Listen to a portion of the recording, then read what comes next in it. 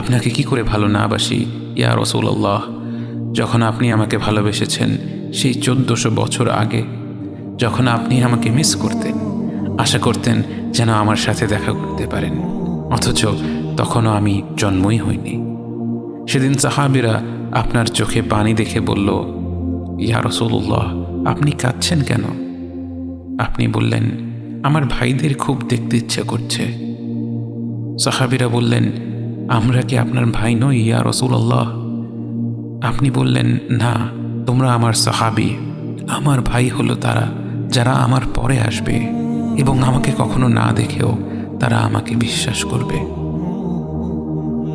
মৃত্যুশয্যায় শুয়ে আপনার অন্তরে এই চিন্তা ছিল যে আমাদের পরিণতি কি হবে।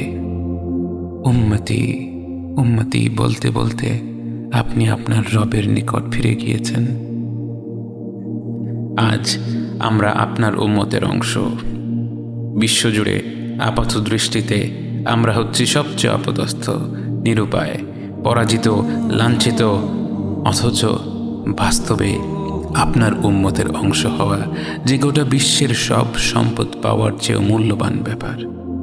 আজ আমার মনে যত আশা, যত আকাঙ্ক্ষা, যত স্বপ্ন, যত চাহিদা, সব কিছু পেয়ে গেলেও নিজেকে এতটা সৌভাগ্যবান মনে করতাম না যতটা মনে হয় আজ আপনার উম্মতের একজন হতে পেরে।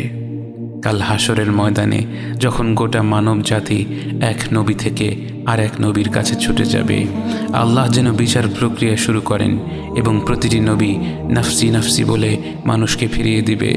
অবশেষে যখন সবাই আপনার সামনে হাজির হবে এবং আপনি গোটা মানব জাতির প্রতিনিধি হয়ে আল্লাহর সামনে সেজদা করবেন, সেদিন আপনার উম্মতের সদস্য হওয়ার পূর্ণাঙ্গ মর্যাদা প্রকাশ পাবে।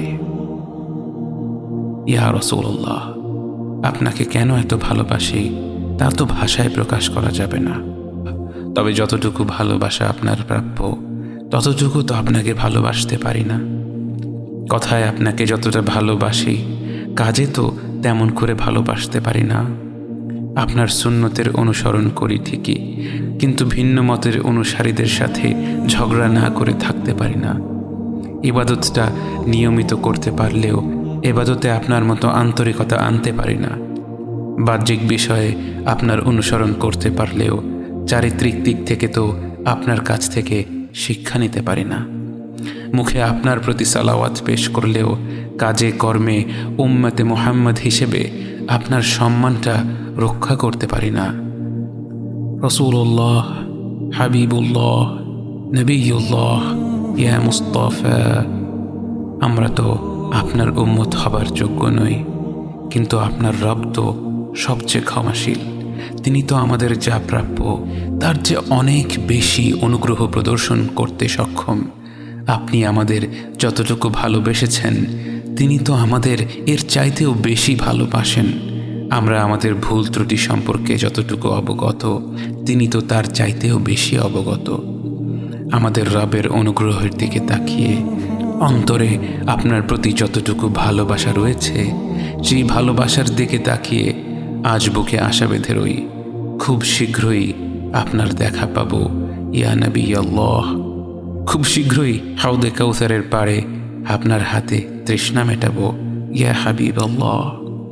জান্নাতের নির্মল বাগানে অনন্তকালের যাত্রায় আপনার সঙ্গী হয়ে ঘুরে বেড়াবো ইয়া রাসূলুল্লাহ সাল্লাল্লাহু আলাইহি ওয়াসাল্লাম।